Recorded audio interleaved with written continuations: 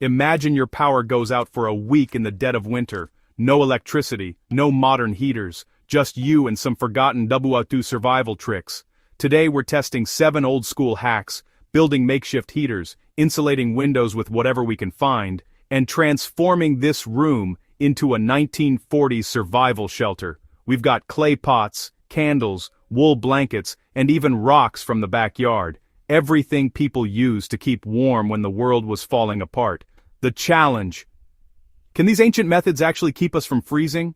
We'll find out which ones work and which are just myths. I'm putting my comfort on the line to show you exactly what to do if you ever face a blackout. Let's see if one cultures. Bandai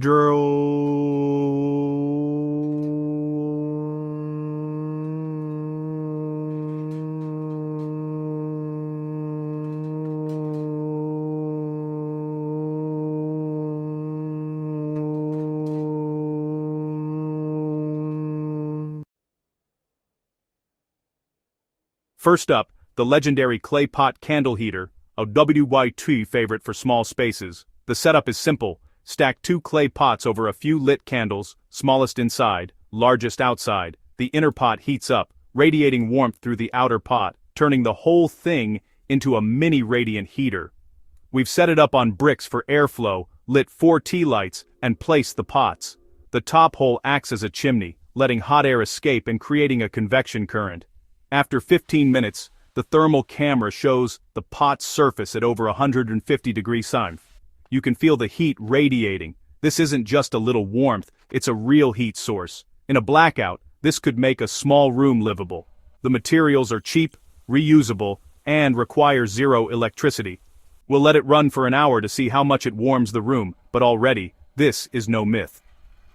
WWII families huddled around these, reading or listening to the radio while chaos raged outside.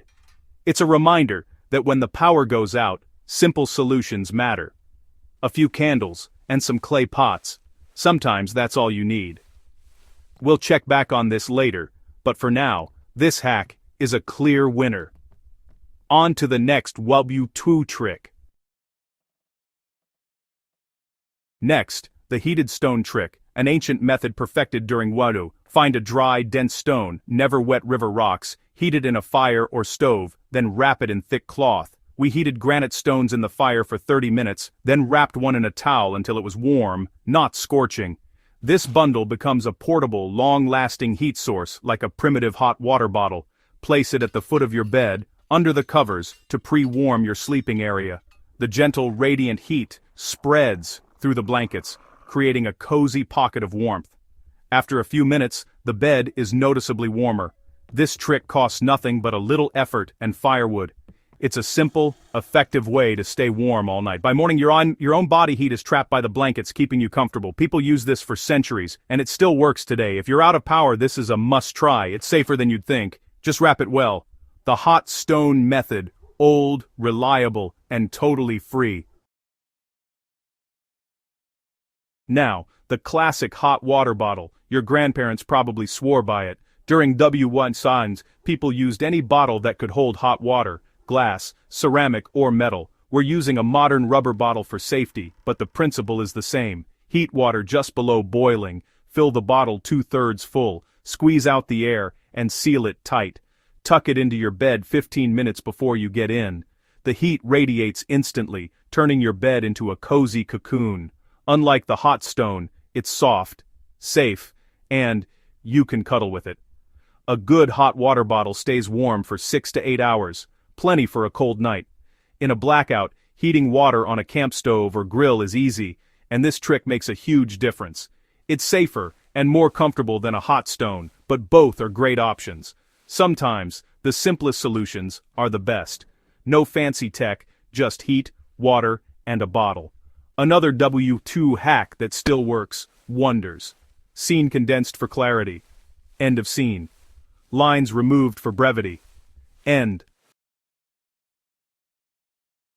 Generating heat is only half the battle. Keeping it in is just as crucial. WWII homes lost most heat through thin, single-pane windows, so people got creative with insulation. The go-to materials, old blankets, curtains, and even newspapers. We taped 4 layers of newspaper over one window. Looks silly but it traps air, which is a great insulator. For another window we hung a heavy wool blanket and sealed the edges with tape, creating a pocket of dead air. The thermal camera shows the uncovered window is freezing, but the newspaper and blanket-covered ones are nearly as warm as the wall. You can feel the difference, no draft by the covered windows.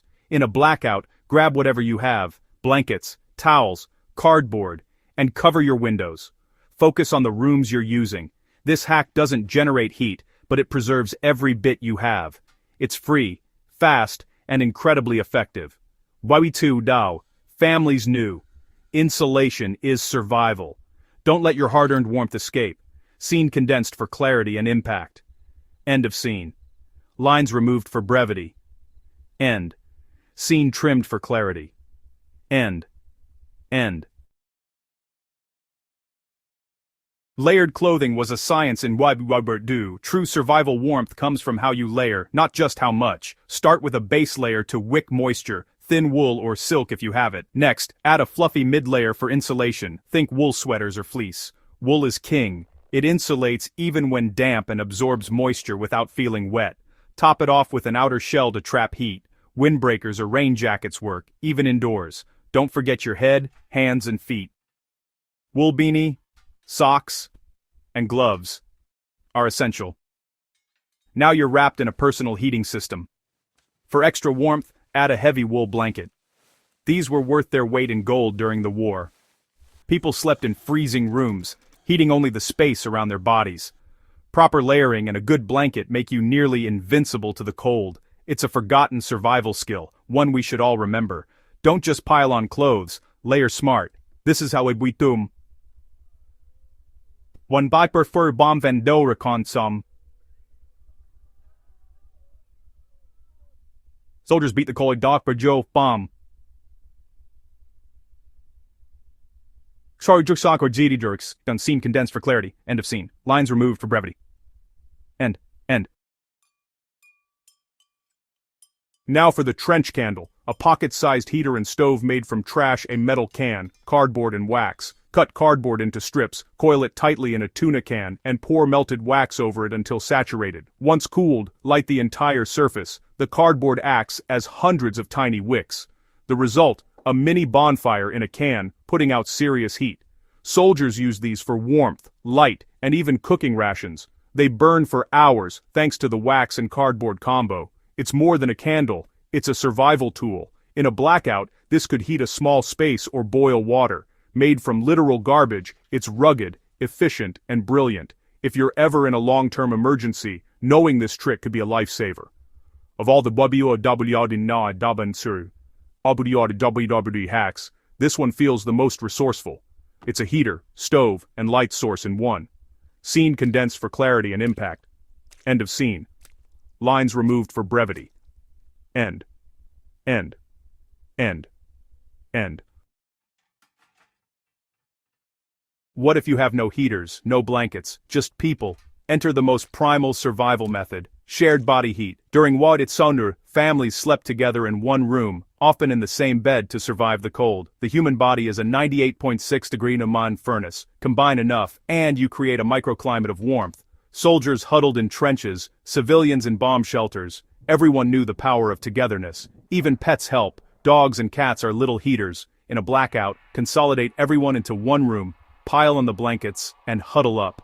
Forget personal space. Warmth is life. This costs nothing, needs no tools, and is incredibly effective. In a crisis, community and cooperation are your greatest assets. Of all the WWII,